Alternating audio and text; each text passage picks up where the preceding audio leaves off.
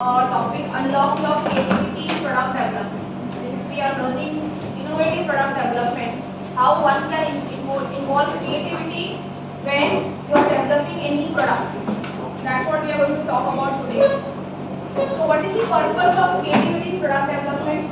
Because you want your product to be different from others' product when you are entering the market. You want to solve a complex user problem. You want to convert the constraints into opportunities and turn your idea into marketable products. So whatever your idea has, you want to convert it as a marketable product. And whatever constraints are faced by end users, you want to provide a solution to those constraints. You want to make use of it as an opportunity for yourself. Okay? So what is the general framework when we develop any product? Understand the problem deeply. What do we do for understanding the problem deeply? What steps do we take? Interview people, survey, then create personas, identify their pain points through the interviews and surveys, then reframe the challenge. Once the interviews are done, whatever problem you had initially identified, you try reframing them according to customers' need, then generate multiple ideas to solve the problem. Same problem can be solved in multiple ways. To generate multiple ideas, and when you are generating ideas, don't think about which are feasible and infeasible. Just any wild ideas that come to your mind, just note them down.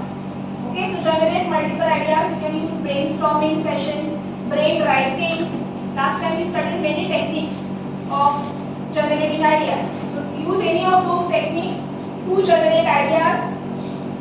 Select the best idea after it has been listed down. Discuss with your friends and peers and select the best possible idea.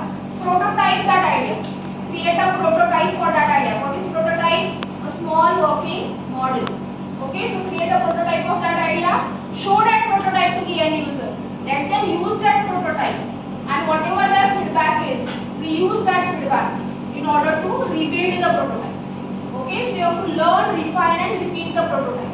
How long will you keep doing this?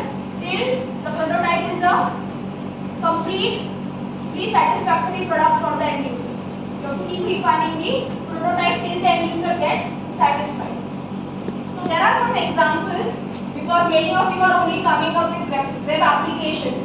So I thought of how simple ideas had been converted to great products. Let's have some case studies that might click you for your products also.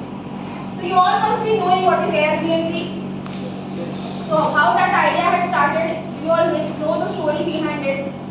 So there was a conference happening in San Francisco and lot of people were visiting that conference, were participating in that conference, and all the hotels in that San Francisco were booked. And people were really finding it difficult to get an accommodation. Plus the accommodation was very expensive also. So there are two people who came out with a very strange idea. They had air mattresses and they had their own house. So what they thought of, I will rent out my air mattress and my house. In my house, I will provide the air mattress which I have and a breakfast option I will provide. And they tried that idea. Some people actually liked it and they approached it because they were really in need to find the accommodation. Okay, so the idea clicked. But after some time, their own house was not sufficient to cater to many people. Then what they started doing? Started approaching their neighborhood. People in their neighborhood who are willing to get money by renting out their place for 1 night or 2 nights. So this was working fine, but the listings were not happening. They built a small website on which they were posting the photographs of the house where the accommodation is going to get provided. But after some time, the bookings were not happening. So they tried to find out what is the problem. What might have gone wrong here? The trust issue. People don't trust the place where they have not visited earlier.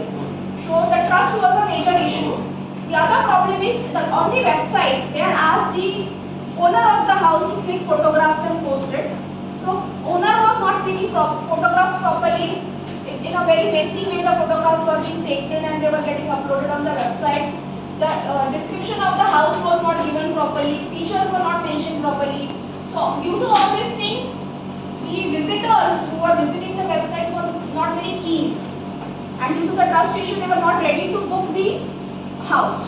For it is called as Airbnb का full form दिया, air bed and breakfast, that is the Airbnb.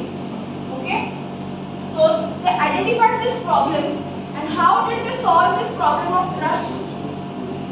Rather than spending lot of money on advertisement or anything, the owner himself traveled to San Francisco. He visited all the houses for which he was about to give listing on the website. He clicked professional photographs of those houses. He wrote a proper description of every house, what features and everything will be provided with that house, and he uploaded on the website.